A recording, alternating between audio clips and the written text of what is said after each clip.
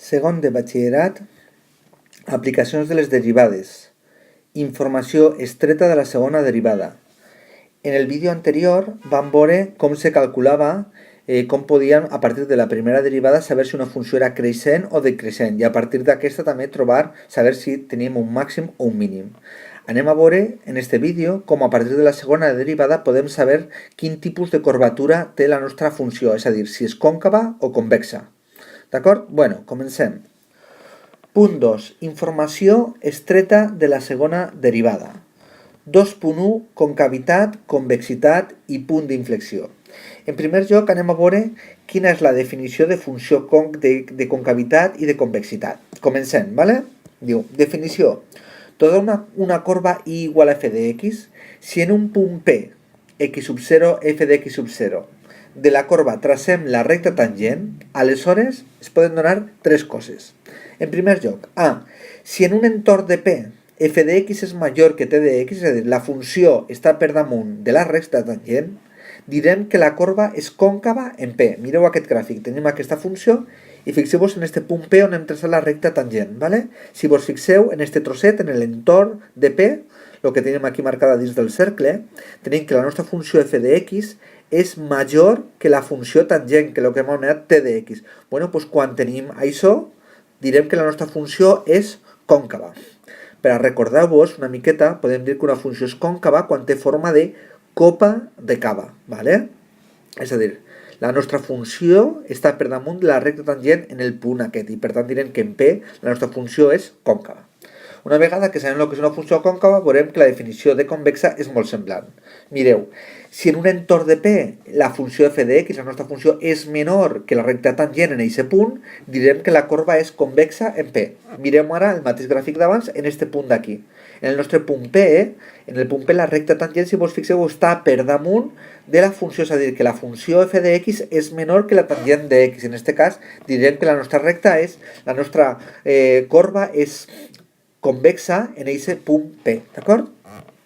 I finalment ens falta només un cas en particular, que seria el cas en què la nostra corba, ¿vale?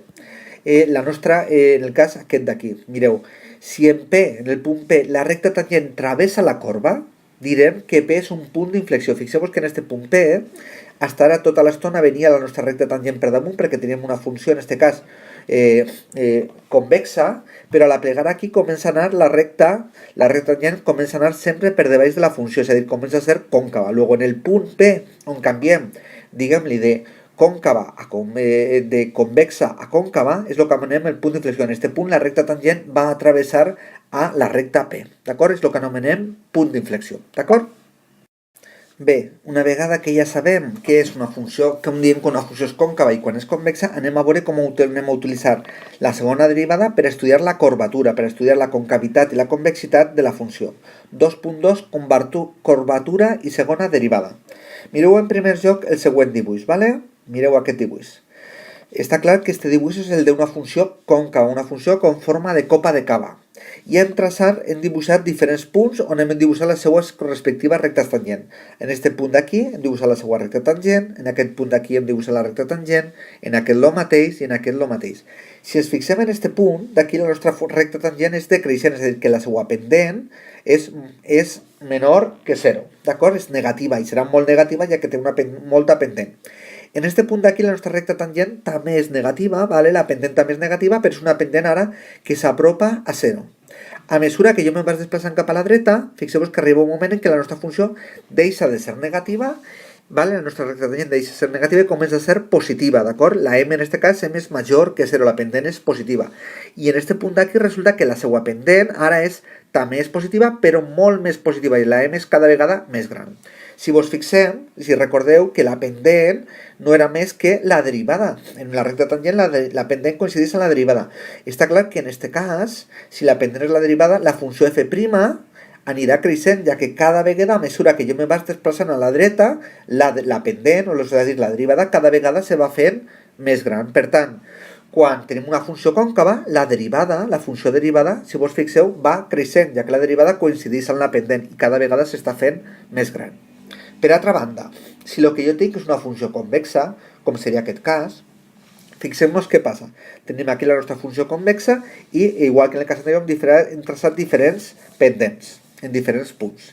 Mireu-vos, en aquest primer punt d'aquí, la recta, la pendent, és molt gran, d'acord? És positiva i molt gran. A mesura que jo me desplace cap a la dreta, ara tenim també una pendent positiva, però ja és més petita, no és tan gran. En este punt d'aquí, més a la dreta, tenim que la pendent ja comença a ser negativa, aunque encara que és propera a 0, i quan jo me desplace més cap a la dreta, en aquest cas la pendent és negativa, però molt negativa, molt més menor que 0. És a dir, que en el mateix raonament d'antes, donat que m és el mateix que la derivada, tenim que en aquest cas, quan la funció és convexa, la funció f', que és la derivada, està decreixent. Cada vegada la nostra pendent se va fent més petita. En particular, la derivada va decreixent. Pues ja estem veient una relació que tenim entre una funció còncava i convexa, i en aquest cas, i la derivada. Ara anem a veure com se relaciona això amb la segona derivada. Prestem atenció, diu. Nota. A partir dels dibuixos anteriors, és evident que si f té segona derivada en x sub 0, llavors passarà a la següent. Que si f és còncava en x sub 0, recordeu quan la funció era còncava, vale? Tenia aquesta forma, la derivada f' era creixent en x, és creixent en x sub 0, d'acord? Hem vist que quan era còncava, la funció derivada, que era la pendent, cada vegada s'estava fent més gran. Per tant, sabem que quan una funció és creixent, la derivada d'aquesta funció, la derivada de la derivada, per ser la funció derivada positiva, serà creixent, serà major o igual que 0, ja que sabem que quan una funció és creixent, la seva derivada és positiva. És a dir, què és la derivada de la derivada? Simplement la derivada segona de la funció, és a dir, que la derivada segona en x sub 0 serà major o igual que 0. Per altra banda, si f és convexa en x sub 0, quan era convexa hem vist que cada vegada la pendent se va fent menor, és a dir, que la derivada és decreixent en x sub 0. Què vol dir això? Que la derivada de la funció f', ¿vale? La derivada d'aquesta funció, per ser decreixent, tindrà que ser menor o igual que 0. És a dir, que la derivada de la derivada, és a dir, la derivada segona en x sub 0 tindrà que ser menor o igual que 0. Per últim, si f té un punt d'inflexió en x sub 0, sabem que la derivada segona què fa? La derivada segona va passar de ser positiva a ser negativa, és a dir, o viceversa, o passarà de negativa a positiva, el qual vol dir que la segona derivada tindrà que ser igual a 0, ja que l'únic punt de pas del positiu al negatiu és el 0. Una vegada que hem vist que quan una funció, si una funció és còncava, la seva derivada és major o igual que 0, o si és convexa, la seva derivada té que ser menor o igual que 0, anem a veure el que es diu criteri de corbatura. El criteri de corbatura es diu, que és exactament el cas contrari que l'anterior, que si nosaltres sabem que la derivada segona en un punt és major que 0, podem assegurar que la nostra funció serà còncava. Per altra banda, si la segona derivada en un punt és menor que 0, podrem assegurar que la funció és convexa. I finalment, si sabem que la segona derivada és igual a 0 i la tercera, ojo en este detall, i la tercera derivada en x sub 0 és diferent de 0, llavors podem afirmar que f té un punt d'inflexió en x sub 0.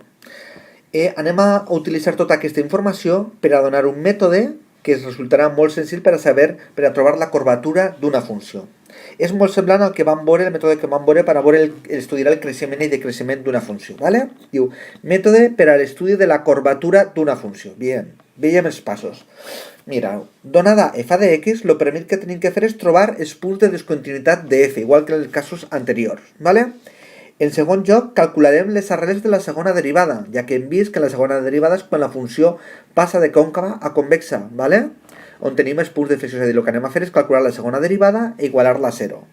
En tercer lloc, representarem a la recta real els punts de discontinuïtat de f i les arrels de f segona. En quart lloc, calcularem el signe de la derivada segona en cadascun dels intervals obtinguts i indicarem la corbatura de f. Recordeu que si la segona derivada és positiva, la nostra funció serà còncava, i si la segona derivada és negativa, la nostra funció serà convexa. I per últim, el que anem a fer és interpretar els resultats, ¿vale? Ok, veiem això ara en un exemple. Bueno, mirem l'exemple. Anem a estudiar la corbatura d'esta funció f de x igual a x al cub més 3x al quadrat. Si recordeu el que hem dit el mètode, el primer que tenim que veure són els punts de discontinuïtat. Però, si vos fixeu aquesta funció, no té, ¿vale? Perquè és un polinomi, aquesta funció no té punts de discontinuïtat, ja que el seu domini és tot R, ¿vale? Per ser un polinomi, d'acord? Si voleu ja, fiquem-lo bé, per ser un polinomi. Donat que la nostra funció no té punts de discontinuïtat, el que anem a fer és calcular la derivada segona i igualar-la a 0. En primer lloc anem a calcular f' d'x. Si recordeu, vaig escriure aquí f d'x perquè el tinc a mà. F d'x, si vos recordeu, era x al cub més 3x al quadrat. Luego, f' d'x simplement serà 3x al quadrat més 6x. I per últim, f segona d'x, que és la que ens interessa, serà 6x més 6, i el que anem a fer, com hem dit abans, anem a agarrar la segona derivada, ¿vale? I l'anem a igualar a 0. Anem a fer la segona derivada igualada a 0, és a dir, que 6x més 6 tindrà que ser igual a 0, és a dir, que en el nostre cas x serà igual a menys 1. Luego anem a representar en la recta real els punts de discontinuïtat, que en el nostre cas no n'hi havia, el punt que hem trobat ara, que era el que fa la segona derivada igual a 0, i un punt que estigui per la dreta, per exemple el menys 2, i un punt que estigui per l'esquerra, per exemple el 0. Anem a veure el signe de la segona derivada i anem a interpretar la funció f. Bueno, anem a fer en primer lloc, farem f segona de menys 2. Si recordeu, la nostra funció era menys... Si recordeu, la funció era serà 6 per menys 2, més 6, que si vos fixeu queda menys 6, que és negatiu. Luego esta serà negativa, i quan era negativa la nostra funció era convexa. Per altra banda, f segona de 0 quedarà 6 per 0 més 6, que són 6, que és positiva, i per tant la nostra funció serà còncava, con forma de copa de cava. ¿Vale? Pràcticament ja hem acabat, perquè si vos fixeu en aquesta informació que hem tret, ¿vale? Si ho farem una miqueta més menuda per a veure millor, ¿vale? Anem aquí, si es cap tot, què tenim? Per una altra banda tenim que la nostra funció serà convexa, ¿vale? La nostra funció serà convexa d'on? Des de menys infinit fins a menys 1.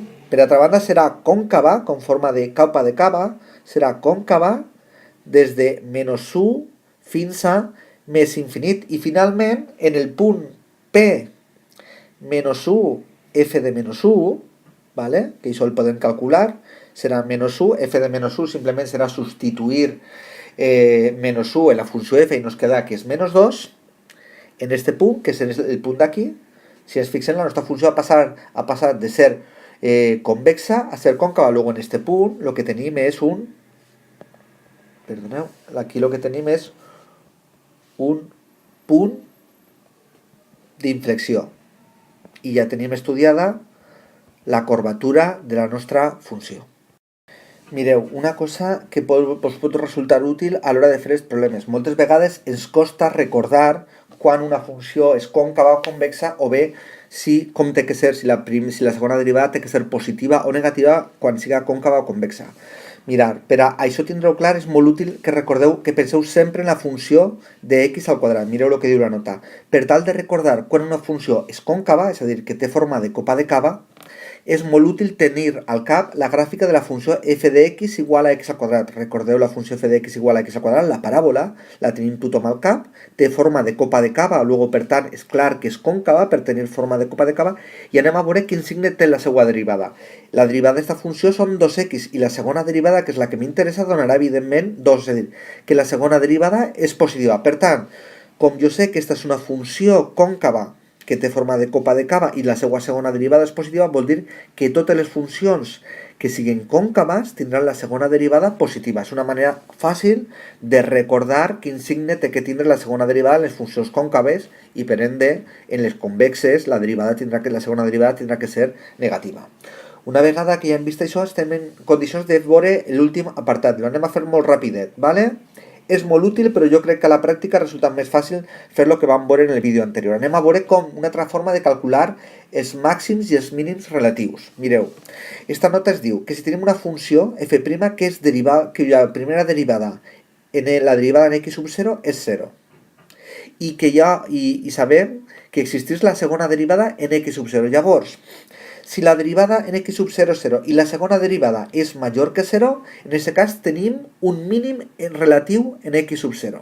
Per el contrari, si la primera derivada és 0, però la segona derivada en aquest punt és negativa, el que hi ha és un màxim relatiu en x sub 0. Si passara el cas, que és el que no hem ficat aquí, que la segona derivada en aquest punt també donarà 0, aquí dependria de la tercera derivada per a veure si és un màxim o un mínim. Si aquesta fora, també. En aquest cas, la veritat és que no val la pena la utilització d'aquest teorema. És més còmode que representeu a la recta real els diferents valors i així treballar-ho. Però és que us sapigueu que existeix aquest teorema. Bueno, fins aviat.